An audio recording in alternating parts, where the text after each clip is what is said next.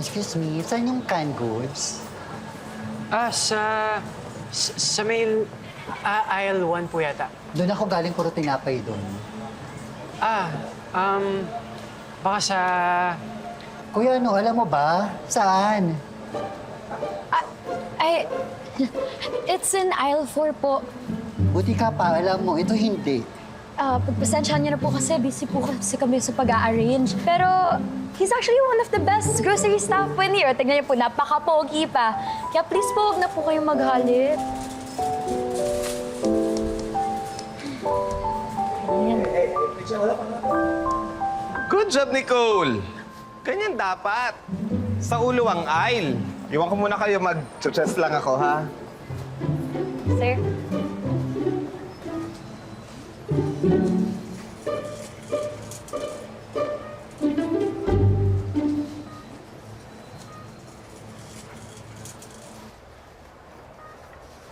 Ay! Ay!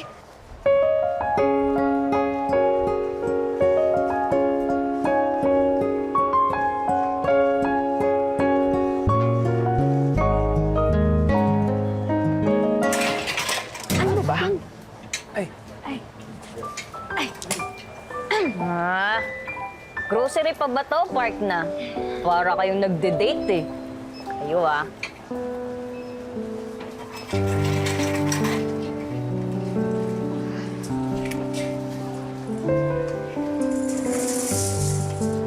Parang successful yung plano mong painlabin si AJ. So ano, sa tayo magse-celebrate kapag nakuha mo na yung Employee of the Month? Para namang masyadong maaga para mag-celebrate. Pero sa tingin ko nga, nakukuha ko na yung loob ni AJ. Sa tingin ko, nai-in love na siya sa akin. Nasabi ko sa'yo pag-ingat-ingat ka te. Kasi baka mamaya, ikaw ang ma-fall, ikaw ang ma-in-love. Ako? Yes! Ikaw.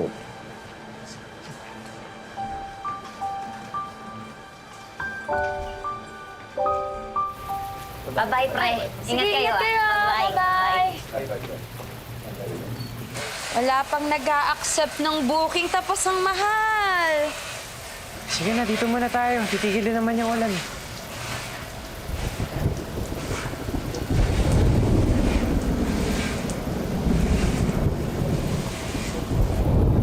Bakit ba ginadji kang makuha yung Employee of the Month? Para pang dialysis ni Mama. Kidney failure. Ikaw lang yung sumasagot? Nung una, si kuya ko, pero alam mo naman, malaki na yung mga anak niya. Lumalaki na rin yung gastos. Kailangan na rin niya ng backup. At ako yun. Tsaka yung extrang pera na makukuha ko kapag nag-employee of the month ako. Masasagot na yung 2 session ng dialysis ni Mama. Ikaw ba?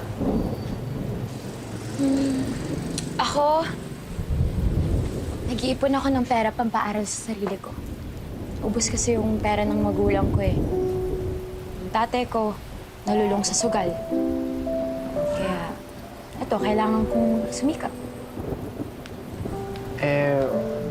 Wala ka bang mga kapatid na pwedeng tumulong sa'yo?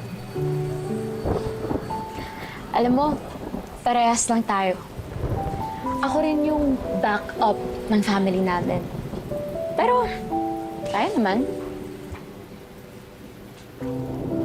Siguro, kaya tayo pinagtagpo kasi parehas tayo. Akala ko, sa lahat lang nag-a-apply yung opposite sa track. Hindi pala. Ha? Ano, kasi, di ba tayo, may similarities, di ba? Similar sa track. Similar sa truck, gawa-gawa.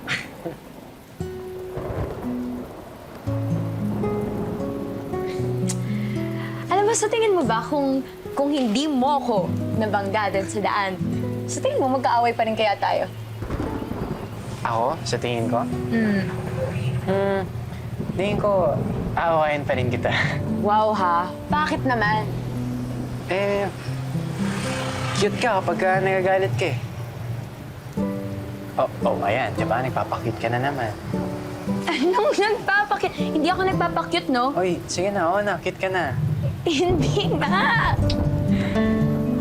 Hindi, pero, Nicole, maganda ka naman talaga eh, kahit na hindi ka galit. Lalo na kapag ka nakasmile ka. Smile ka nga. O, di ba? Ay, ang lamig. Yan yung ginawa ata ako ng sobra.